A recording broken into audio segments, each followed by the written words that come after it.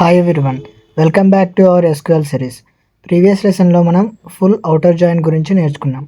ఈరోజు మనం self join గురించి తెలుసుకుందాం. పేరు విని కన్ఫ్యూజ్ అవ్వకండి. సెల్ఫ్ జాయిన్ అంటే కొత్త జాయిన్ కాదు, ఒకే టేబుల్ని మళ్ళీ అదే టేబుల్తో జాయిన్ చేయడం. ఇది రియల్ వరల్డ్ ప్రాజెక్ట్స్లో చాలా యూస్ఫుల్ అవుతుంది. ఎగ్జాంపుల్కి ఎంప్లాయీ అనే టేబుల్ ఒకటి ఉంది అనుకోండి. ఇక్కడ ఎంప్లాయీ నేమ్ ఉంది, మేనేజర్ డీటెయిల్స్ కూడా అదే ఎంప్లాయీ టేబుల్లోనే ఉన్నాయి. మేనేజర్ ఐడి అనేది ఎంప్లాయీ ఐడిని రిఫర్ చేస్తుంది. కాబట్టి మేనేజర్ నేమ్ కావాలి అంటే అదే టేబుల్ని మళ్ళీ జాయిన్ చేయాలి. క్వెరీ ఎలా ఉంటుందంటే select E dot employee name as employee.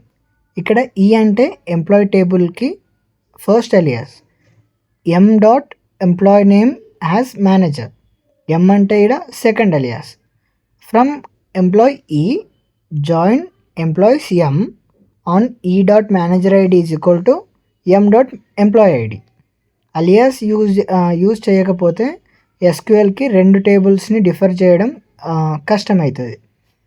అవుట్పుట్లో ఎలా ఉంటుందంటే రవి ప్రియాకి కిరణ్ అనే మేనేజర్ అండ్ రాహుల్కి ప్రియా.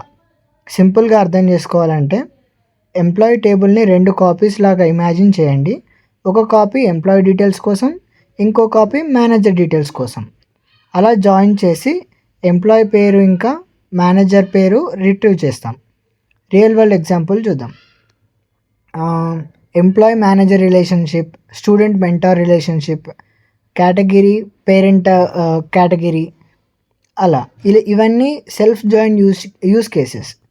సింపుల్గా గుర్తుపెట్టుకోండి, సెల్ఫ్ జాయిన్ అంటే ఒక టేబుల్ని అదే టేబుల్లో జాయిన్ చేయడం, అలియాస్ యూజ్ చేయడం కంపల్సరీ. నెక్స్ట్ వీడియోలో మనం క్రాస్ జాయిన్ గురించి నేర్చుకుందాం. క్రాస్ జాయిన్ ఎలా వర్క్ చేస్తుందో, కార్టీసియన్ ప్రోడక్ట్ అంటే ఏంటి, రియల్ వరల్డ్ ఎగ్జాంపుల్స్తో డీటెయిల్గా చూద్దాం. Thank you. Follow for more updates.